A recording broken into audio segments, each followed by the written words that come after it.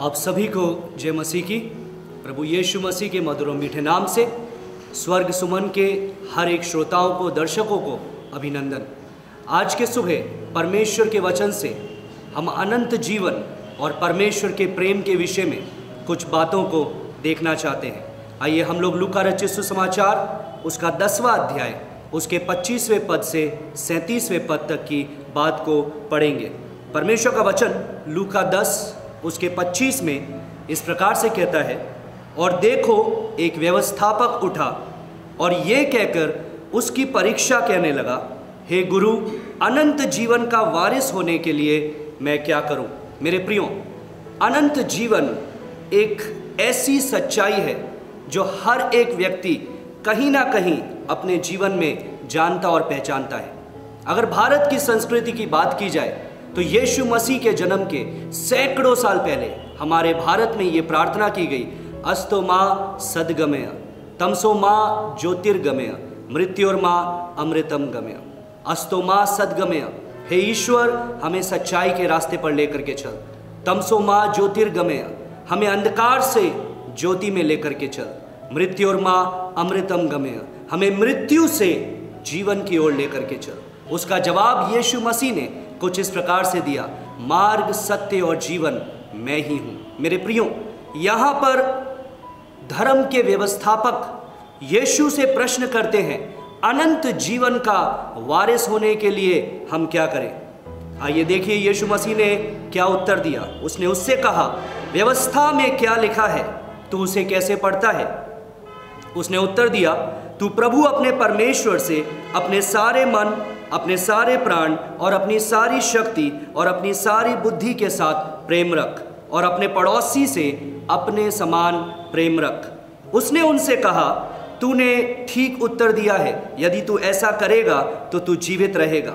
परंतु वो अपने आप को धर्मी ठहराने के लिए यीशु से पूछने लगा, मेरा पड़ोसी कौन है? यहाँ पर यीशु मसीह ने एक कहानी सुनाई और बोला, एक मनुष्य यरूशलेम से यरीहो की ओर जा रहा था और डाकुओं ने घेर कर उसके कपड़े उतार लिए और मार पीट कर उसे अधमरा छोड़कर चले गए। मेरे प्रियो, यहाँ पर पहली मनुष्य की मानसिकता हमें देखने के लिए मिलती है, और ये मानसिकता है, जो तेरा है वो मेरा है।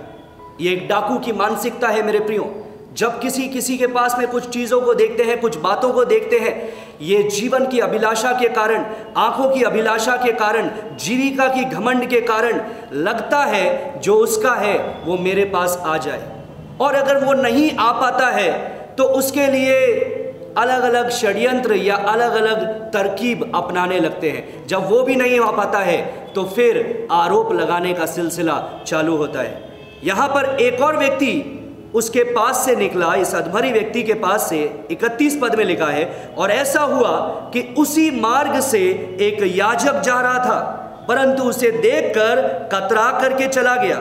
इसी रीति से एक लेवी उस जगह से जा रहा था, वह भी उसे देखकर कतरा कर चला गया। मेरे प्रियो, यहाँ जो याजक और लेवी के विषय में लिखा है, ये धर्म के कार्य करने वाले हैं, ये धर्म के बातों को सिखाने वाले हैं, ये धर्म की शिक्षाओं को देने वाले हैं और धार्मिक कर्म कांड करने वाले लोग हैं। और ये लोगों का जो मेंटेलिटी या इन लोगों की जो मानसिकता है वो इस प्रकार से है, जो मेरा है वो मेरा है।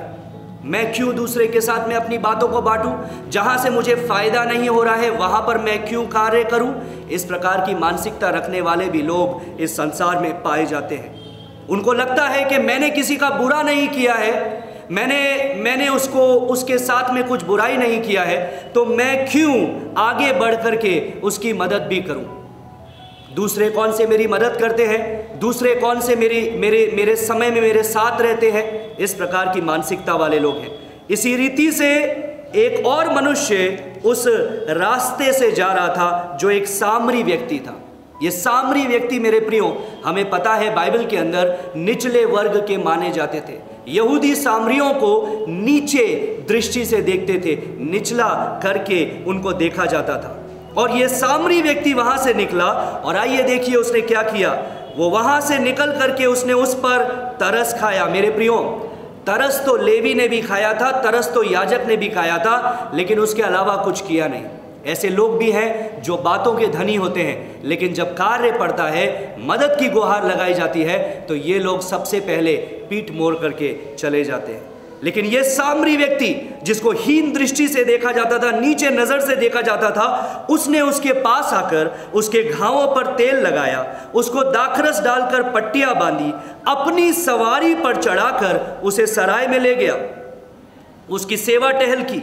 दूसरे दिन उसने 2 दिनार निकालकर सराय के मालिक को दिया और कहा, इसकी सेवा टहल करना, और जो कुछ तेरा लगेगा वह मैं लौटने भर में तुझे दे दूंगा। मेरे प्रियो, यहाँ पर तीसरी मानसिकता है, जो मेरा है वो तेरा है। चाहे मुझे बुराई करो, चाहे मेरे साथ में बुरा करो, चाहे मेरे विरोधी हो, लेकिन जो मेरा है वो तेरा है। मेरे प्रियो, यहाँ सामरी व्यक्ति के पास में सारे कारण थे कि वो इस व्यक्ति की मदद ना करे, लेकिन उसने सारे अड़चनों को, सारी रुकावटों को, सारी बाधाओं को एक तरफ हटाते हुए अपने बातों का निवेश किया, अपने समय का निवेश किया, अपनी सवारी को उसको दे दिया, सराय में लेकर के गया, अपने रुपये का निवेश किया, सिर्फ इसलिए क्योंकि यही है प्रेम। यीशु ने उनसे पूछा, अब तेरी समझ में जो डाकुओं से घिरा था, इन तीनों में से उसका पड़ोसी कौन था? यहां पर लोगों ने उत्तर दिया, वही जिसने उस पर दया की। मेरे प्रियो, अभी भी लोग इस बात को नहीं समझे कि वो अपने मुंह से बोले सामरी, क्योंकि वो इस बात को कबूल करना नहीं चाहते थे। उन्होंने बोला, वही जिसने उस पर दया की। यीशु ने कहा, जा तू भी ऐसा ही कर। मेरे प्रियो, हम लोग भी उस व्यक्ति के समान थे जो यरूशलेम से यरीहो की ओर यात्रा कर रहा है। हम लोग भी पाप की गुलामी में, पाप की बंधुआई में पड़े हुए थे। हम लोग भी उस बंधनों में जकड़े हुए थे। वचन में लिखा है मेरे प्रियो कि हम जो एक समय अपने पापों और अपराधों में मरे हुए थे, मसीह यीशु के द्वारा जिलाए गए। वचन में लिखा है मेरे प्रियो कि परमेश्वर से हम दूर थे, परमेश्वर को हम नहीं पहचानते थे, परमेश्वर को हम नहीं जानते थे। उसके पास में सारे कारण थे कि वो हम पर दया ना करे, वो अपने अनुग्रह को हमारे जीवन पर ना उंडेले। लेकिन मेरे प्रियो, उसने सारी रुकावटों को दूर हटाते हुए इस संसार में कदम रखा। मेरे प्रियो, पूरा विश्व बड़े दिन को, क्रिसमस को मनाता है, लेकिन उसमें से कुछ ही लोगों को ये पता है कि यीशु इस संसार में क्यों आया। मेरे प्रियो, यीशु उस व्यक्ति के समान है जिसने तरस नहीं खाया सिर्फ, लेकिन उसने अपना सब कुछ भी दिया। उसने अपने लहू को बहाया, उसने अपने प्राण का बलिदान दिया और हम जैसे लोगों को उद्धार पहुंचाया। मेरे प्रियो, यदि आज आपका जीवन इस प्रकार से है कि आप अपने आप को पहचान रहे हैं कि आप परमेश्वर से दूर हैं, आपको लग रहा है कि आप अपने अपराधों में मरे हुए हैं, आप अपने पापों में मरे हुए हैं, आप बंधनों में जकड़े हुए हैं, अनंत जीवन का वारिस होने के लिए कुछ करना है, लेकिन क्या करना है वो पता नहीं है, तो मेरे प्रियो, आज की सुबह आप लोगों के लिए एक सुसमाचार है, और वो ये सुसमाचार है कि यीशु मसीह आपको जीवन देने के लिए इस संसार में आया। प्रभु ने जो मेरा है वो तेरा है की नीति हमारे जीवन में हमको दिखाई, और इसे बोलते हैं प्रभु का अगापे प्यार। आइए मैं आपके लिए प्रार्थना करना चाहता हूँ। धन्यवाद देते हैं परमपिता परमेश्वर, हर एक सुनने वाले दर्शकों को आपके हाथ में समर्पित करते हैं। प्रभु, हम एक समय उस व्यक्ति के समान मरे हुए थे, तुझसे दूर थे, अपने अपराधों और बंधनों में जकड़े हुए थे, लेकिन धन्यवाद देते हैं यीशु कि तू हमारे लिए इस संसार में आया। तूने हमारे लिए उस कलवरी क्रूस पर अपने प्राणों का बलिदान दिया। तूने कहा, हे पिता, इन्हें क्षमा कर, ये नहीं जानते ये क्या करते हैं। धन्यवाद देते हैं तेरे प्रेम के लिए, और आज के दिन प्रभु, जो लोग तेरे प्रेम को नहीं पहचानते हैं, हम प्रार्थना करते हैं कि तेरे प्रेम को और तेरे बलिदान को पहचानने पाए। यीशु के नाम से मांगते हैं, सुनो ग्रहण कर पिता, आमीन।